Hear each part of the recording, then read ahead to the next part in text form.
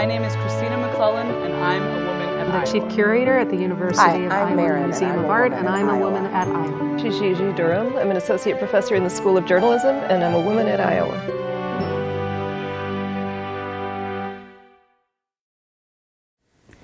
Hello and welcome to Women at Iowa, a place where the University of Iowa community can come and take pride in the accomplishments of the women who call it home.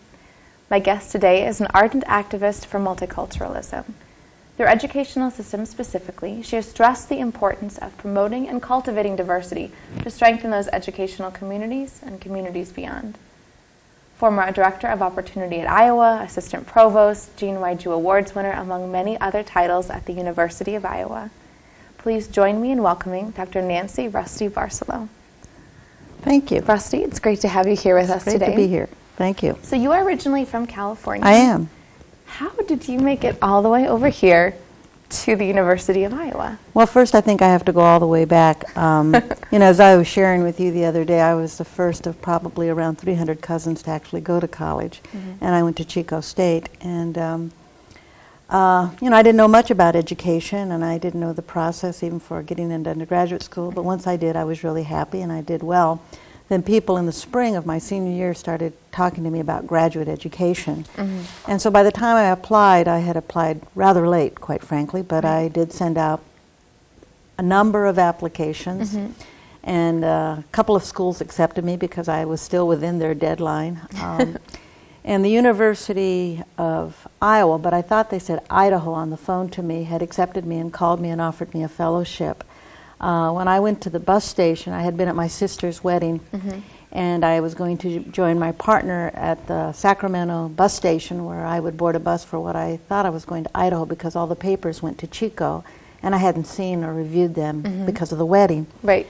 And so when I got to the bus station, my partner said, "Rusty, you're not going to Idaho, you're going to Iowa." And I asked her where that was.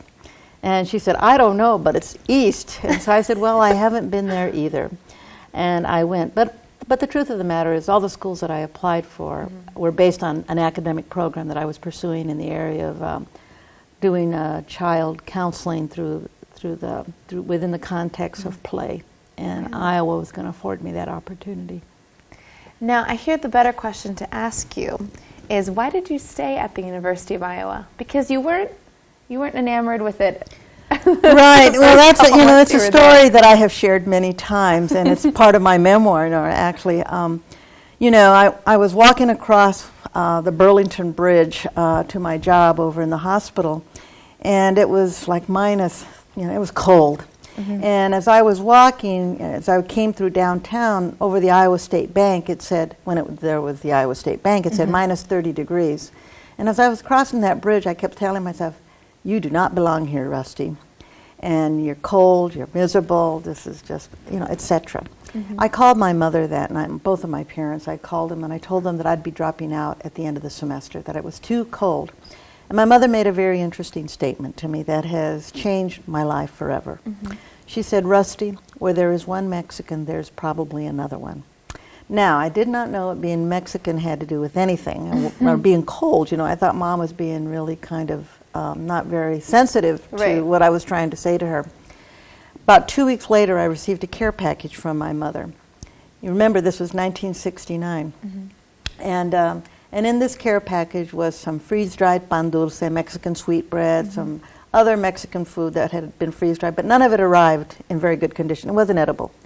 But in the box was also some cultural icons, a Virgen de Guadalupe, which I still wear around my neck, a serape, which I put on my wall, but no note. What was my mother trying to tell me? And so the following day after receiving the package, I was in the library, like any good graduate student should be, and I gravitated to where the census data was, and I pulled out the 1960 census, Iowa. And I realized that my mother was absolutely correct. I was not alone. That Iowa had a Spanish-speaking population that was close to 30,000 people in a state with less than 2 million people.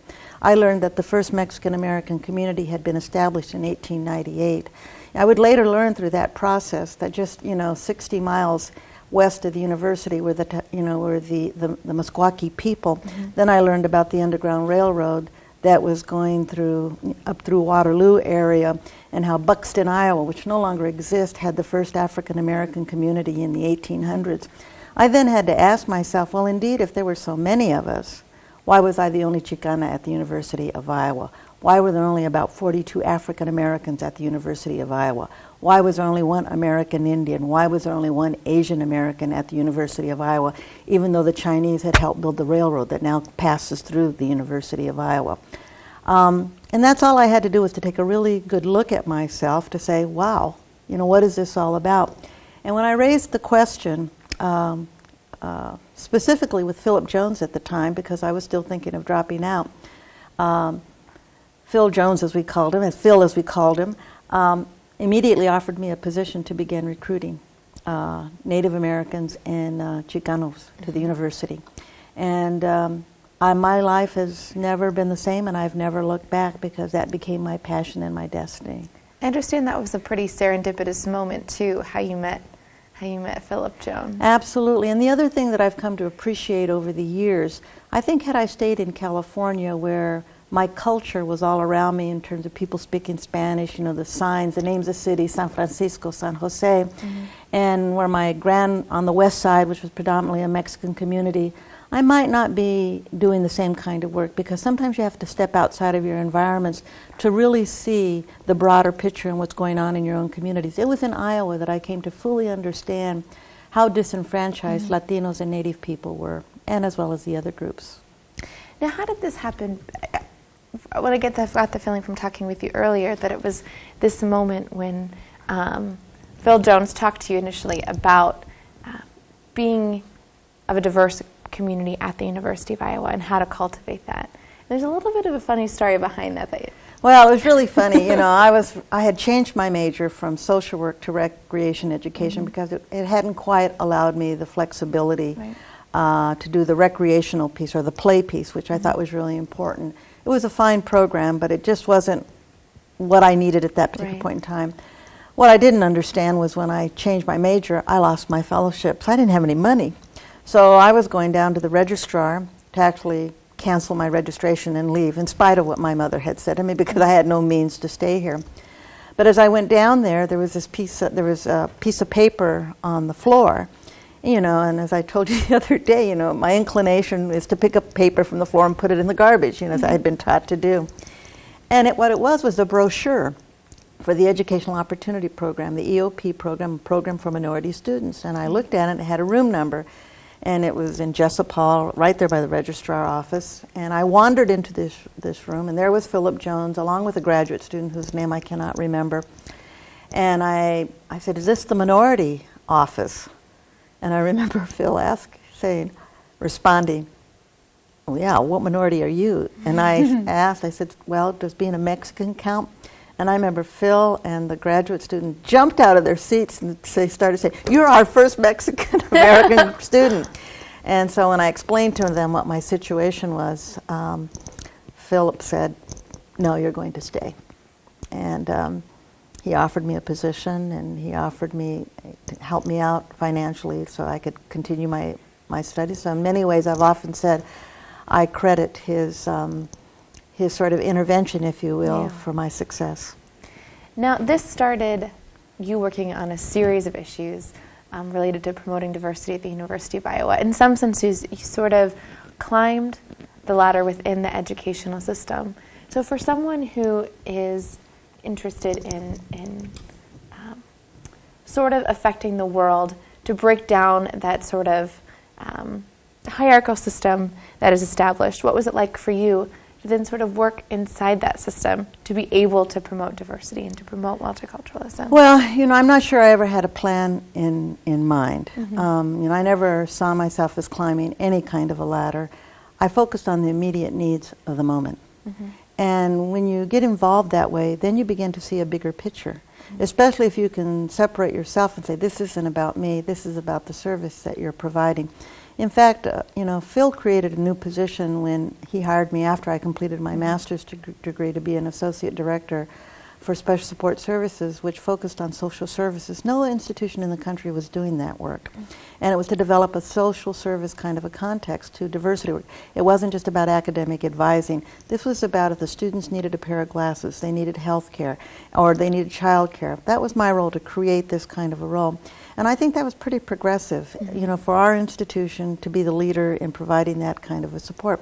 But through that involvement, it made me understand the connection to all the things that disenfranchise people, from healthcare kinds of services, you know, through having insurance, et cetera. It just gave me a broader perspective. And as that happens, and if you're open to it, learning continuously and not seeing things just as a job, but seeing this as a service and, you know, what you need to do, because clearly I've enjoyed some privileges that have allowed me to move forward. Not everybody has those privileges. Just in terms of how I look, I'm not easily identifiable as a woman of color. Yet I've been raised in that context. It's been a struggle all my life, but it's not something that I just focus on. You know, and the older you get a little bit more at ease with who you are and what you have to offer. It's when you have these privileges and you don't use them to benefit others that I think that you have failed yourself and the world around you. How did some of those issues progress to working this initial job at Opportunity at Iowa? What things do we take for granted at the University of Iowa that came from? Well, that's a good thing. I think one of a good example was, you know, I didn't understand the whole notion of space and place, but that became really important, or the whole sense of community. That's what my mother was telling me. Find that community, find your Mexican community, and that will help you survive and grow, because after all, that's what helped bring you to this very point in your life. She didn't say it that way. You know, both my parents, neither one of them graduated from high school, but they're two of the wisest people, you know, that ever influenced my life. And as more of us started to come to the university, actually the second year there were about 9 of us here, Chicanos, and there were 3 native students, as I recall. We started meeting at what was then the Spanish House. And because the Student Union, which in many ways is the largest cultural center there is on any college campus, it provides a place for all students to go, to be themselves, to recreate, to do the kinds of things where they can express themselves through their leadership, you know, join fraternities, join all the different kinds of student organizations. But for many of us, we felt alienated in that space because we were like, you know, not even a dot. We were just so small. We were nano-sized probably in relation to everybody else. And so we found a space in the Spanish House to begin meeting that began to create a safe space for us to speak Spanish, to use our language, to eat our food, and not have to explain it to anybody. And it was open to anybody. And what we began to do then is we realized we needed a cultural center. There was already an African American cultural center. We had been working with James Lincoln, who was the director. We got that proposal and we sort of said, So we developed another proposal based on the African American Center proposal, and we took it to the provost and the vice president for student affairs, Philip Hubbard, to see if we couldn't acquire that space, because we took an inventory about how often the Spanish department was using the space. They weren't very happy with us because in the end we did get the space so that it became the Chicano Center. The first one was on 130 North Clinton Avenue here, and sometimes I think that fact gets lost, and I don't think history should be lost. Yeah. And we do such a good job at the University of Iowa preserving history. This is one part of history that needs to be preserved. So I hope that if we do nothing else today, that happens. But that center became the center, not only for university students, but for the broader community throughout the Midwest. Iowa City became a central point, a focus point for Chicanos throughout the Midwest, because we were doing some dynamic work. We were working very closely with Chicago, the University of Illinois Chicago, and because there was, one of the largest, Spanish-speaking populations in the country is in Chicago. And so it wasn't just, we didn't know borders. We didn't know institutions. And we started connecting with UNI, with Iowa State, and with, Black Hawk Community College in Illinois and Muscatine Community College, where there were 1 or 2 of us. How do we create this community? And Iowa City became sort of this the center, if you will. But from that experience, what I learned was the importance of community, that while we have an institution with walls and, with defined culture, etc., we are forever connected to our community and our colleagues beyond. And so those relationships become important. But more importantly, it was clear to me that if we had these centers, freshmen who were coming in not having a clear sense of their identity, because those are all issues for all of us as freshmen, right? Or first-year students is what we say now, excuse me. So that provided a space for folks to get a better sense of who they are, not to feel so alienated. Because if I, who is so incredibly acculturated, felt so alienated, and my mother had to point that out to me, I could only imagine what it must have been like for those who were less acculturated than I was, especially those young students coming from places like the inner city of Chicago, and how we began to provide a space where they could thrive. As I often say at the University of Minnesota when I welcome students of color to the university, I say, look, we have a responsibility not only to develop the academic skills that you bring with you to our university, but we also have a responsibility to develop all your identities through the many kinds of services and kinds of spaces that we have so that you can feel safe and so that you can evolve. It's not to keep students apart, but it's to empower them so then they can go on. Because the thing that I think that happened following the Cultural Center, we then established that, we began to see the growth of a Latino Law Association, an Indian Law Association. There were then multicultural fraternities and sororities that began to evolve. So that became the germ that sprouted a lot of different kinds of student activities that are now multicultural focused at this campus. I take great pride in that. Now, so our guests can kind of get grounded there. You'd mentioned the address of the location of the original Cultural Center, and that was right next to what is Dom Hall now, correct? Where, unfortunately, there's now a parking lot. Parking lot. We have a song about it. And so when that moved, when the new Cultural Center moved across the river, was that... It was quite controversial, as I recall. I had actually accepted a position in Oregon in 1973. And that's when this discussion was underway. I have my own thoughts about it, and I'm sure the administration at the time would disagree with me, and so I hesitate to say it given my new role. But in many ways, I think we were an eyesore.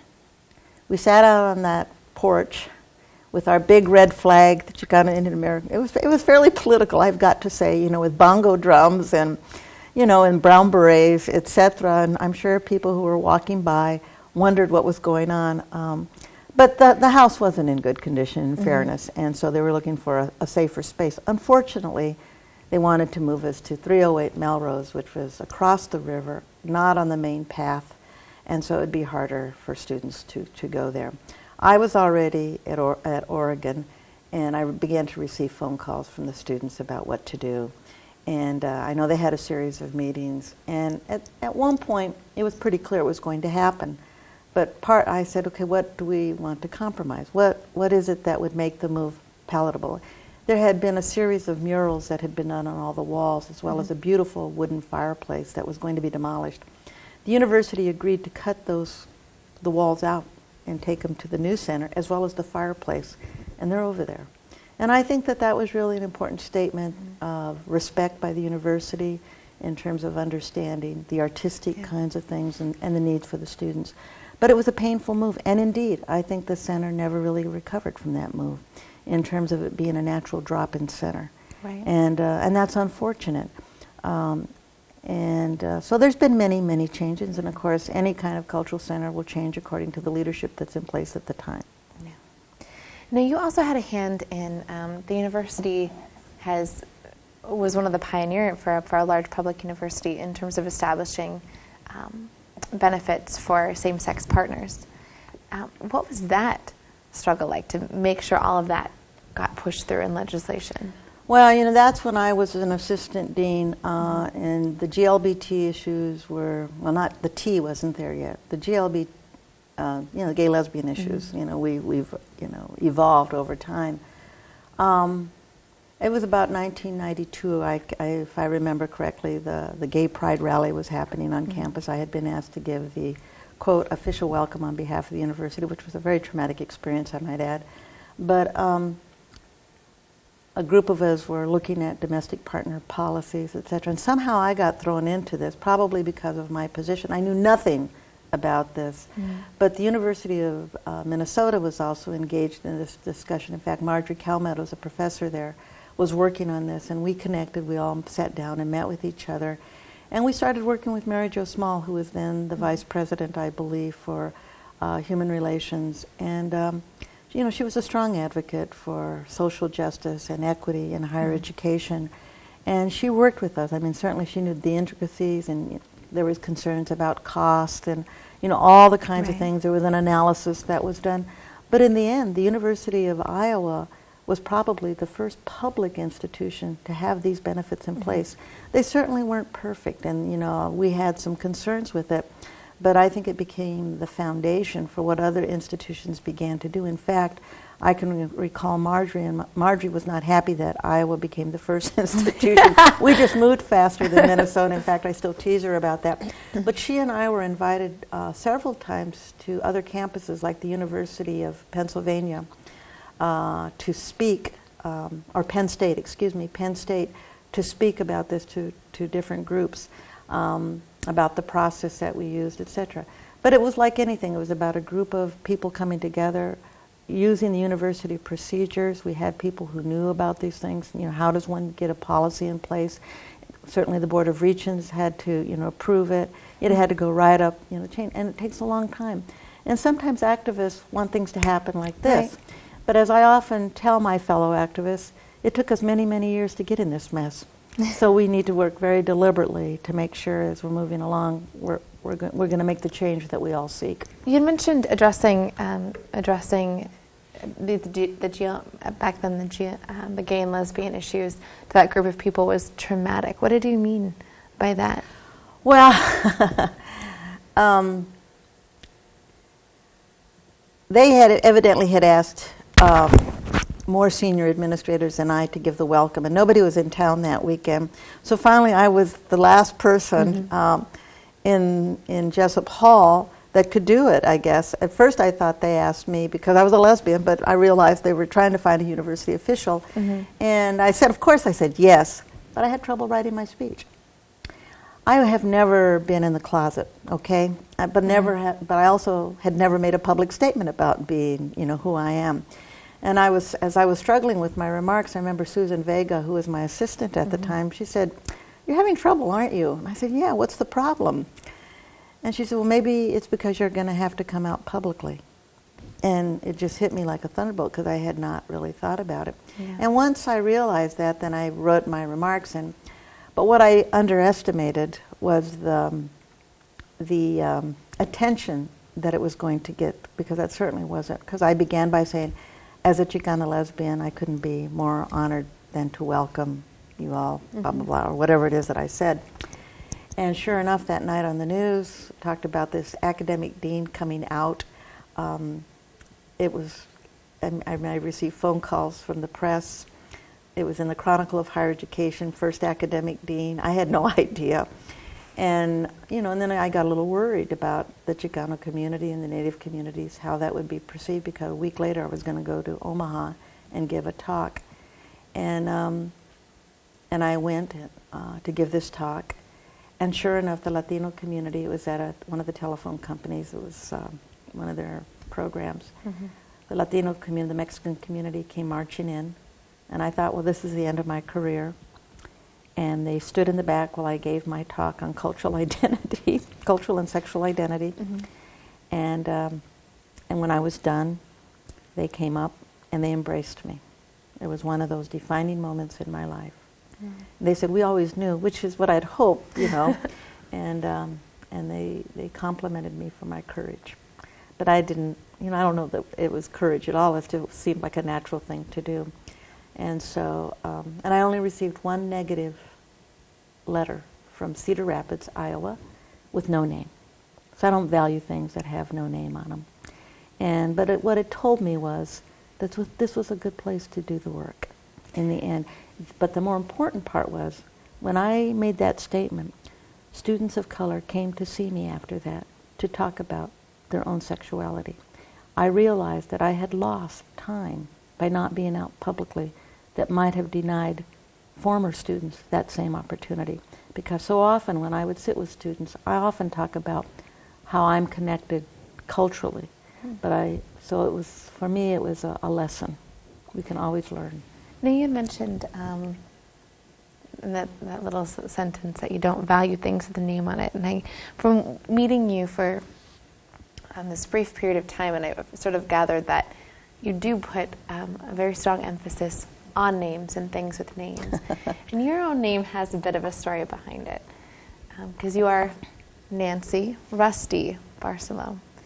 How did Rusty come about, and how is that something that has become part of your identity, your name?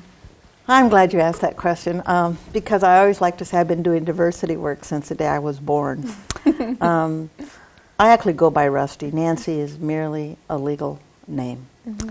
When I was born, for whatever reason, I didn't look like other members of the family. I had a head full of red hair.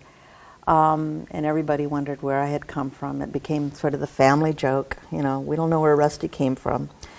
But anyway, my mother and my grandmother got into, I guess, a debate about what I should be called. But in the meantime, there was this crib with an X and my last name on it, no first name. My grandmother wanted to name me Blanca, which probably would have been, a burden as a future Chicana activist, given the implications of what Blanca means, blanche, white, etc. Unfortunately, my mother didn't really care for that particular name. And the nurse brings me in one morning to my mother to nurse me, because in those days, mothers stayed in the hospital a lot longer than they do today. And she said, "Here's your little Rusty." And the name stuck.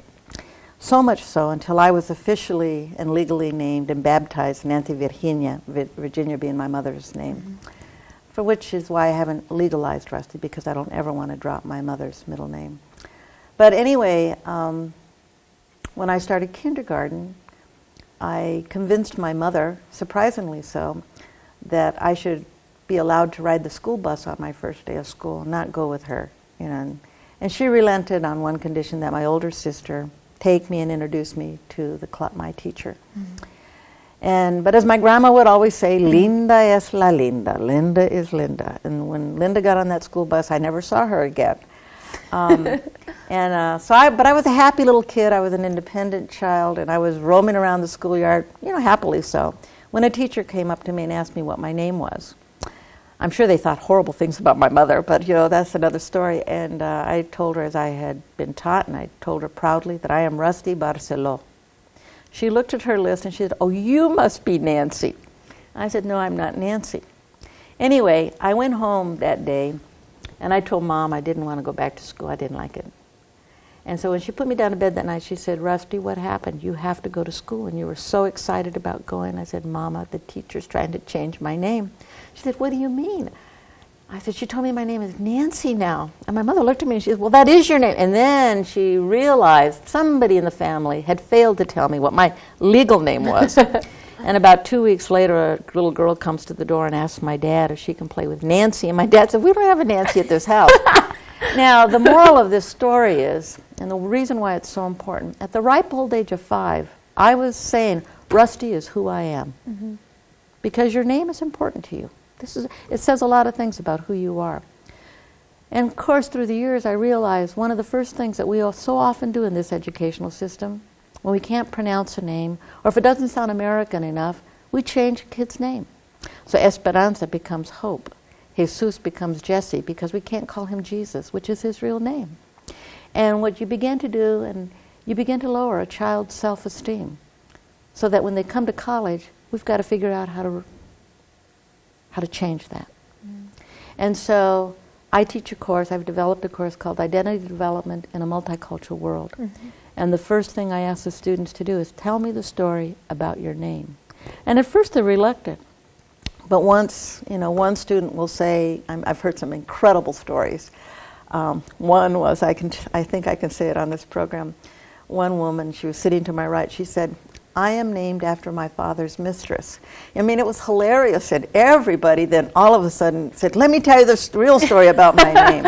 Because it's the first point at which, first-year students can connect with each other around their names, because the Johnsons up north is about being Norwegian, you know, so that's just really an important part of that, and they can connect and sort of cross boundaries, if you will. So I always, the first thing I do is I ask people your name and where you're from, because that's really important. That's your first point of identity. And I believe strongly that if you're going to be effective in whatever you do, whether you're going to be a biologist or whether you're going to be a president of a university, you have to have a strong sense of yourself. And that begins with your name.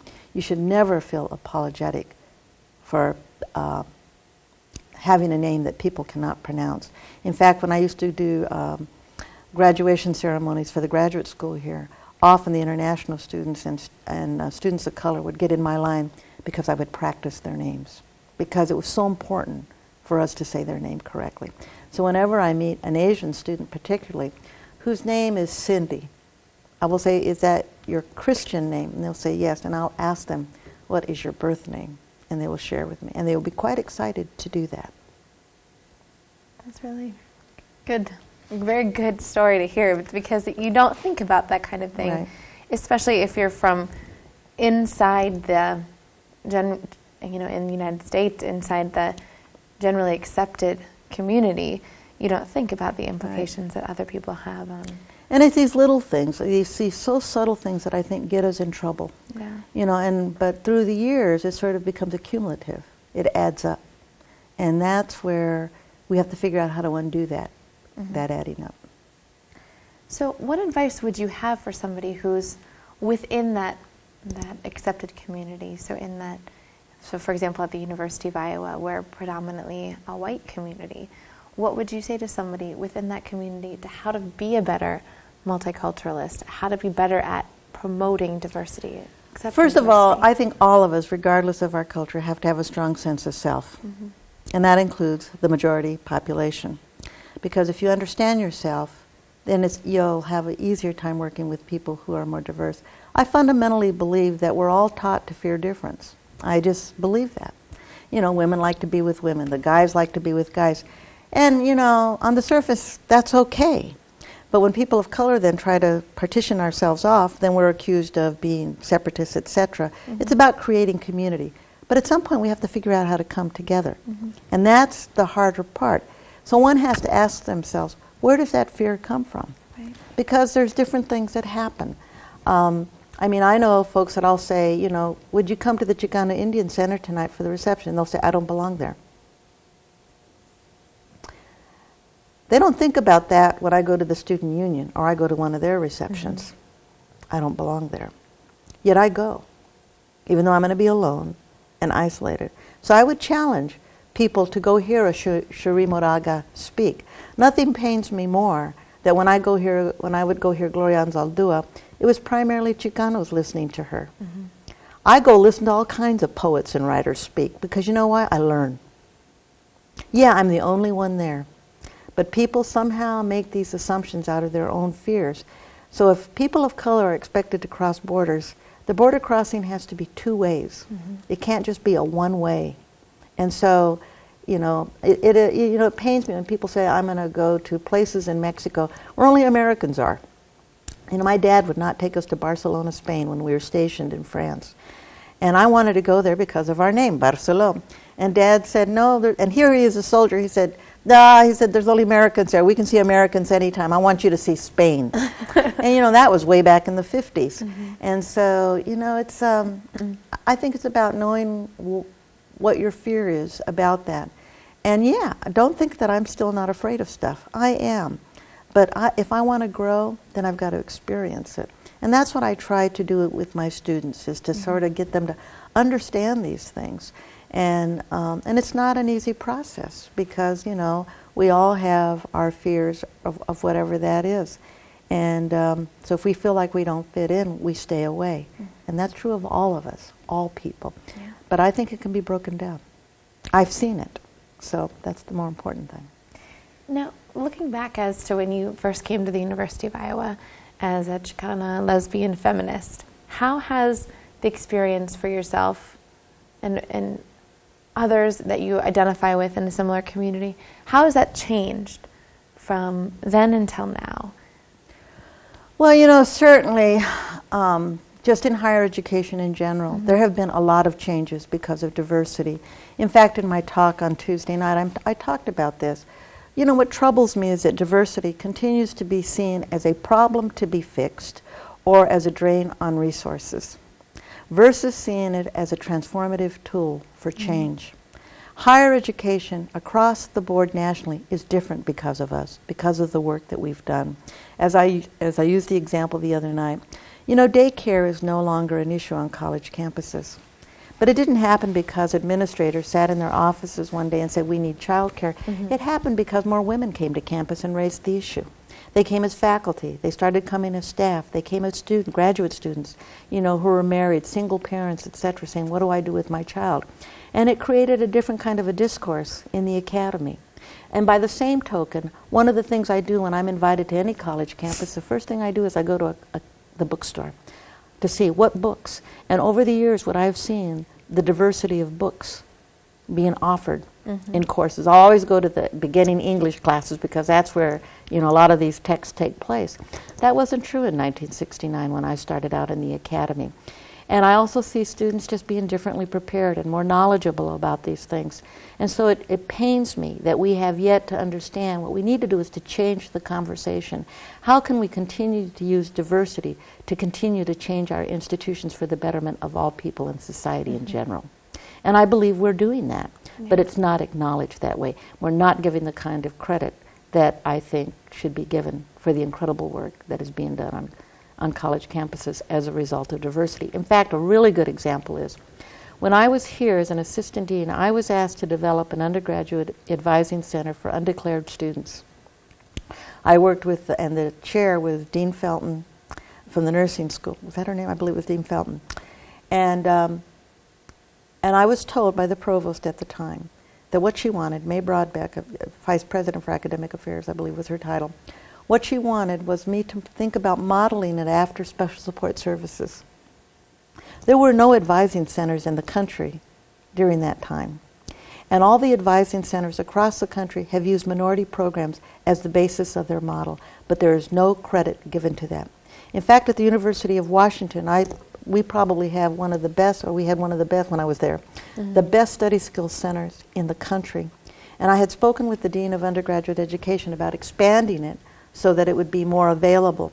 And he said, well, can we make it more available to all students? I said, absolutely. So we worked on this concept. We talked about the pitfalls, etc.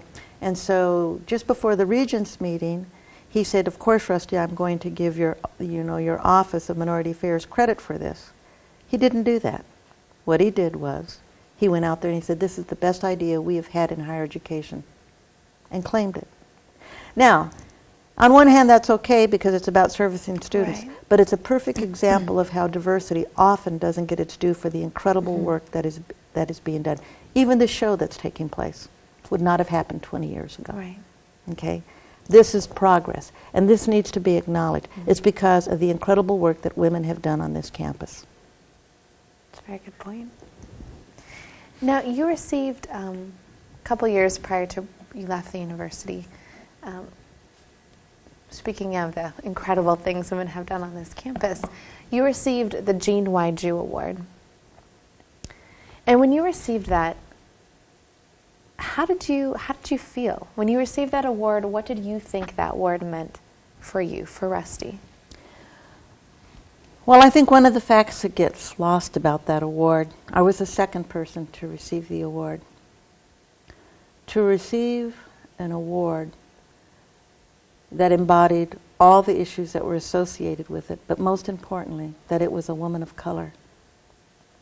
That this was a university-wide, established in the name of a woman of color, meant more to me than all those other things.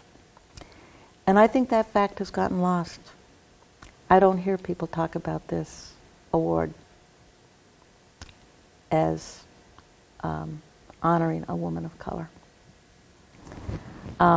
She's Asian, American, Japanese American, and I think, but and I think that's an important part. And why don't we? What is that about?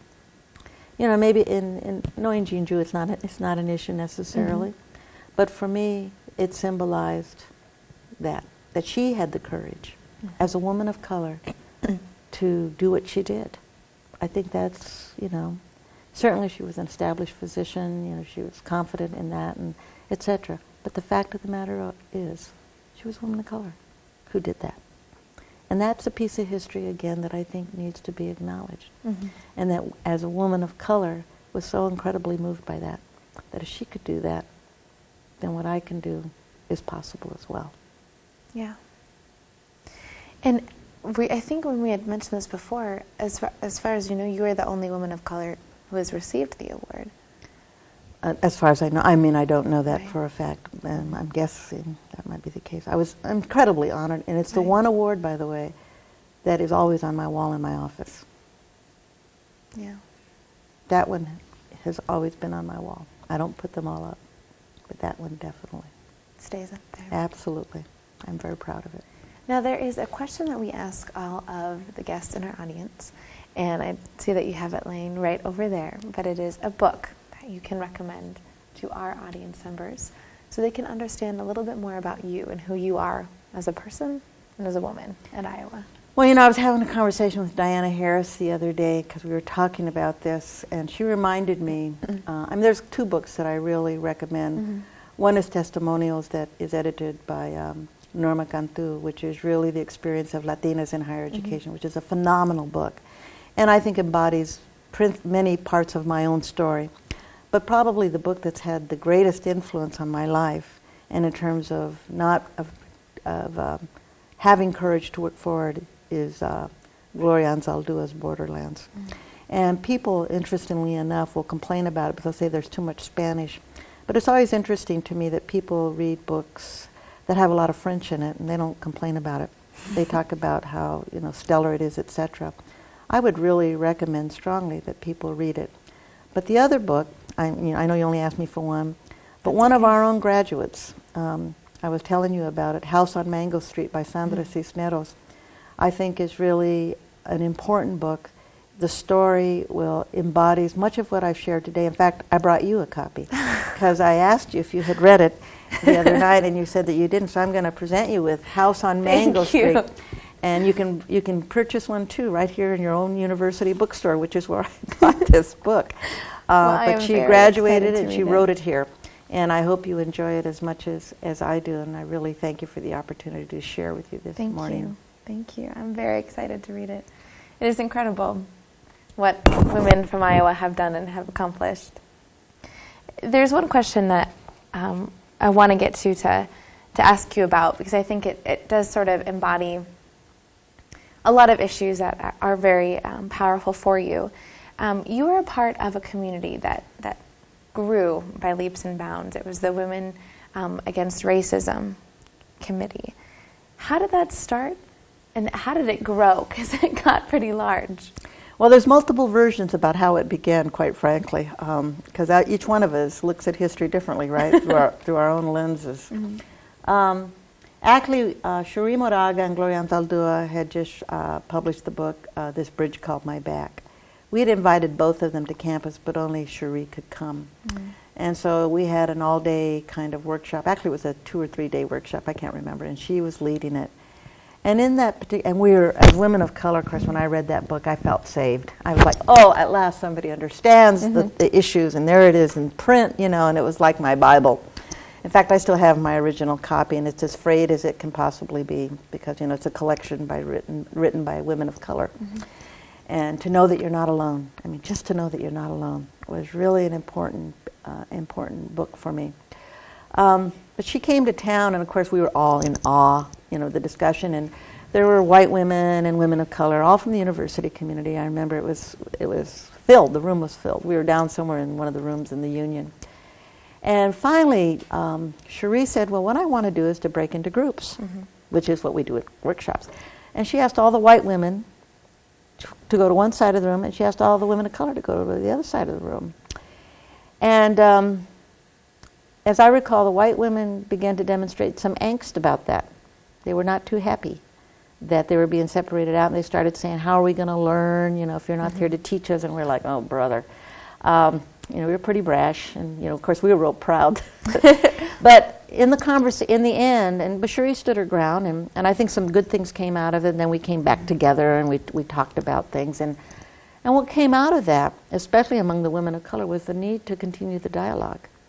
And it was really from that discussion that we formed the Women Against Racism Committee. And we met for 11 years, at least the 11 years that I was here, at RAC, from 5 o'clock to 7 o'clock, sometimes longer,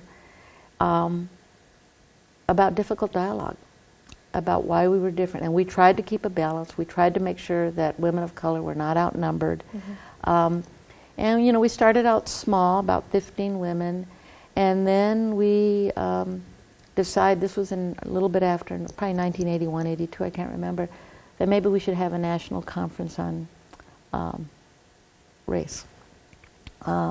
And I believed it was called The Intersections and the Parallels and Intersections of Oppressions, quote, you know, race, you know, homophobia. It was a whole kit and caboodle. And we were shocked. I remember there were about 30 of us at the time working on this conference. And when you work together on a thing like this, you learn about each other. All that dialogue was really good, but it was the working together that took us to a new level. Because sometimes the way we do work and the way we analyze problems is different based on our experience in the U.S. And what we know and who's privileged and who's not, etc. But it ended up being a phenomenal conference. Over 2,000 women came to the conference. Wow. We ran out of registration packets, as I recall. We were even talking about animal rights, as I recall. I mean, I don't know how that got into the mix, but there it was. I mean, anything that was marginalized became part of the conversation. But people like Angela Davis were one of our keynoters. Gloria Anzaldúa came. I mean, it was like the place to be for women in 1989 for that conference. And it was sort of, if you will, the epiphany or the pinnacle of our work. And after that, we started getting invited to do workshops around the country. So we became sort of workshop-oriented, earning, you know, bits of money that went back to RAC, and we had follow-up meetings. But it sort of lost its core after that. For a lot of reasons, I think we expanded. I began to think about moving on. I left shortly after my 11th year to the University of Minnesota. And plus, I think we just needed to do something different. And that's where you sort of get stuck. How do you move it to the next level? And the core of people who had been there went on to other opportunities, you know, around the country, which is what you would hope. And what's really wonderful about it, to this day, many of them are still doing this work, leading these workshops around the country. But Iowa had the distinction of being the first. You know, Iowa has many firsts about diversity that often doesn't get acknowledged. We're so dang modest. I think we've got to figure out how to change that. Now, can I get back on my train of thought here? But in terms of looking at your experience at Iowa, and then you've gone many other places since, Oregon, Minnesota, we've actually caught you at a very interesting time in your life because you are heading to become the president of Northern New Mexico College? Correct. What does that mean for you? Oh, that's a great question. A big one, too, I'm sure. I was actually going to be thinking about that as I drive out of Iowa City for New Mexico, about what does this really mean for me? First of all, nobody's more shocked than I am that I will be doing this. I think what it really means for me is that, in many ways, it was Chicanos and Natives who set me on my path. Certainly Philip Jones played a key role in providing me a platform to move forward. But the people who were there to support me and who opened their homes and hearts to me were Chicano and Native people who pushed me along, saying, you know, you need to move out there, you know, we need you, blah, blah, blah. And while I feel really proud of the work that I've tried to do at predominantly white institutions, Washington, Minnesota, Oregon, and Iowa, it's still not where I want it to be. It's not the multitudes that I envisioned when I was 23 years old. Northern New Mexico is an incredible institution. It's 100 years old. It started out as a boarding school, high school boarding school for Mexican kids who came down from the mountains because there weren't schools in their areas to go to school. And we don't often think of Mexicans in a boarding school experience. It slowly evolved into a 2-year school, a training school, etc., on the El Rito campus of New Mexico. In 2004, it became a 4-year institution because they wanted a 4-year institution in that region. And they want to move to a comprehensive university. And that's where I become part of the story, if you will. So I'm going to start the next 100 years, which is really symbolically important for me.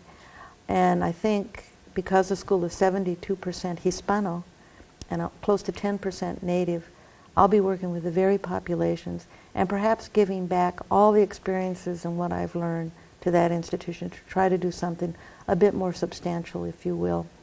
I never aspired to be a president, let alone a vice president. It happened as things happened in my life. So I hope I have something to give. I don't know. I know I'm very excited about it. They appear to be very, very excited about it. But it means I've come full circle. That's what it means in the end, that it's going home. You had told a story on Tuesday, and I believe it was a Cisneros story about Esperanza. And Esperanza, you can do it more justice than I can. Let me read it, because this is sort of how I feel. This is her last piece and probably one of my most favorite pieces, and it's entitled, Mango Says Goodbye Sometimes. I like to tell stories. I tell them inside my head.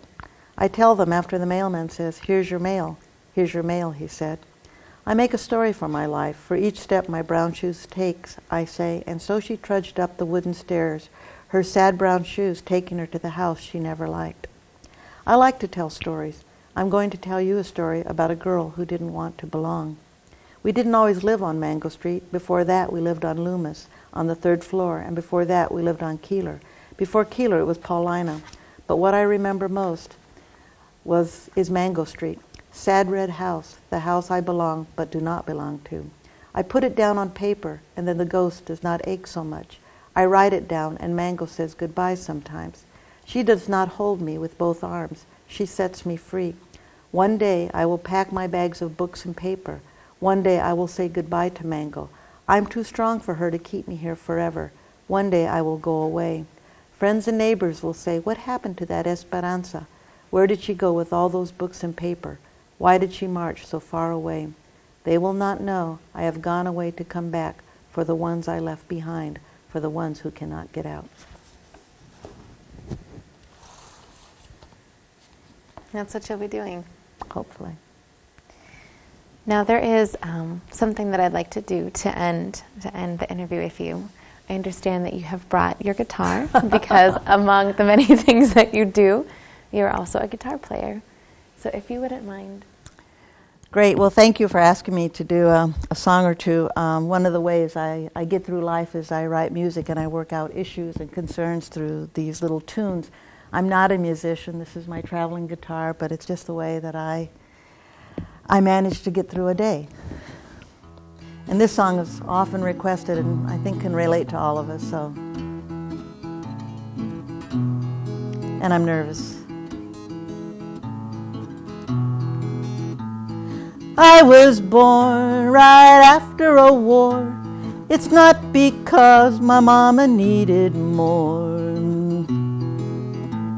And when I came into this world, mama smiled. Oh, a girl. She said, now you can fly, you can sing, you can do anything. Yeah, you can fly and you can sing, you can do anything.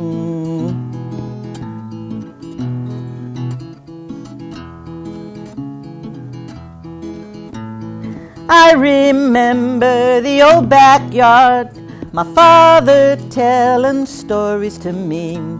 He talked about love, talked about hate, told me never to ever wait. He said, now you can fly, you can sing, you can do anything.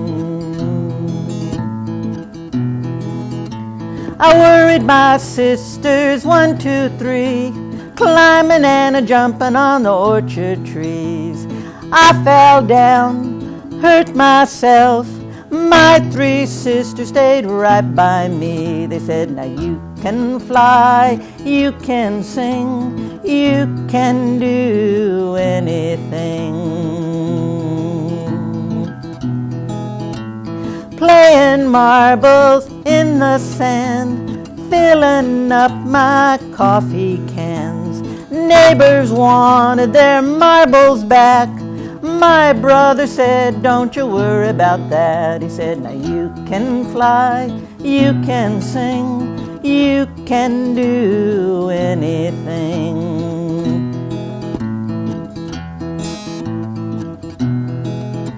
So all these years on my own, I never really ever feel too alone. But when I'm down, kinda low, well, I just sing these words I know. I can fly, I can sing, oh, I can do most anything.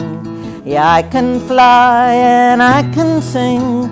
Mama, dad, sisters, brothers said anything.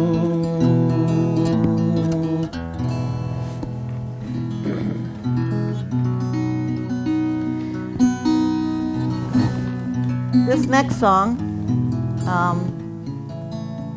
I was actually asked to write a song to honor Gloria Anzaldúa, the woman who influenced my life. So last year we have a new group called El Mundo Zurdo, which honors Gloria. It brings together scholars from throughout the country doing work on her work. And so I wrote this song that I sang at her gravesite. We went there. The conference happens in San Antonio.